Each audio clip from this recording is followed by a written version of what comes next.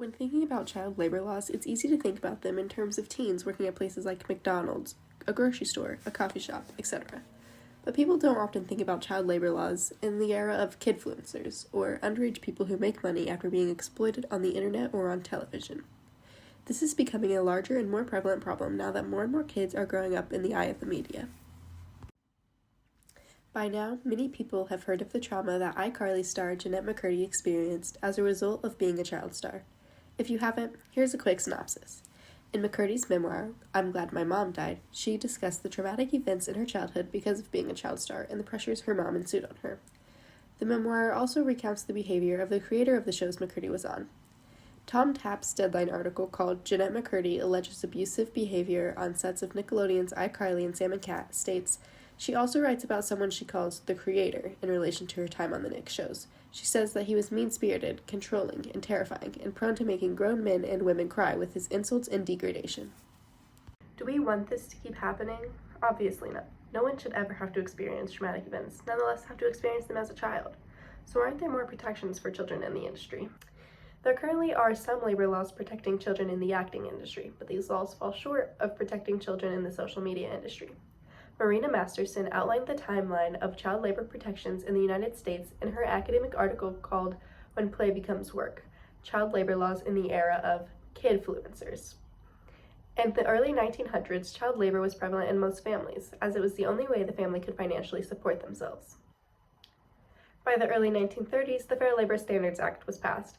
This act banned oppressive child labor. However, this act excluded child acting, as it was considered an opportunity to develop talents. The Fair Labor Standards Act also exempts children employed by their parents from protections, thus, kidfluencers are not protected.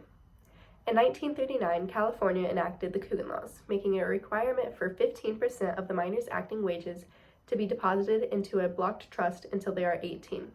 However, as you might expect, since these laws were made before the existence of social media, the protections do not cover child social media influencers. Financial protections are also not enough when protecting these kidfluencers.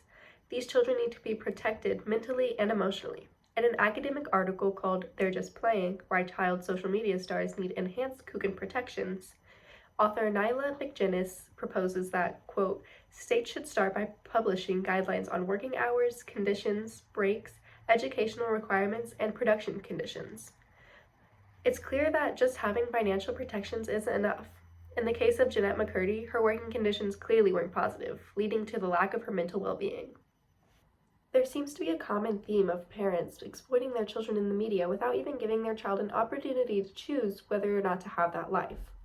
In an academic article called Children in Reality TV, Comparative and International Perspectives, author Benjamin Shmuley states, quote, the parents themselves often ruin a child's independence because they do not allow them to develop and decide for themselves how they appear before others. Let's dive into this and how some reality stars are breaking this cycle with their own children. When you think about reality TV shows and famous kids, the Kardashians are probably at the front of your mind. Ever since the first Kardashian grandchild was born, the media was quick to discuss the parenting of the Kardashians. For the sake of simplicity, we are going to dive into the parenting of Kim specifically. Kim has 4 kids, the oldest Northwest. North is 9 years old and, like most 9-year-olds, wants to express her creativity. If you have spent any time scrolling on TikTok, you have probably come across one of North's TikToks. I put this soda up, and I jump 'em, cause I don't care. I don't care.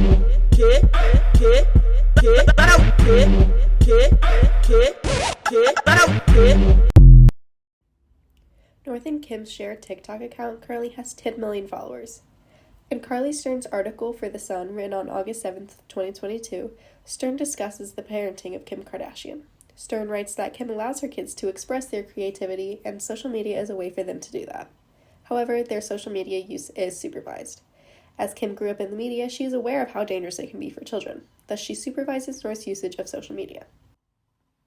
If you take a look at their shared account, you will also notice that the comments are disabled on their posts. This further protects North.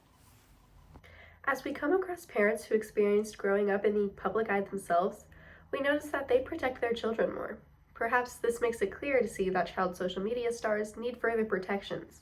Parents may not understand the dangers of their children growing up famous if they didn't experience it themselves. Maybe you think that the Coogan laws are enough, and that kidfluencers are making enough money to combat any problems that they may have. However, the current Coogan laws don't extend to the children on social media, nor do they protect the mental and emotional well-being of the children.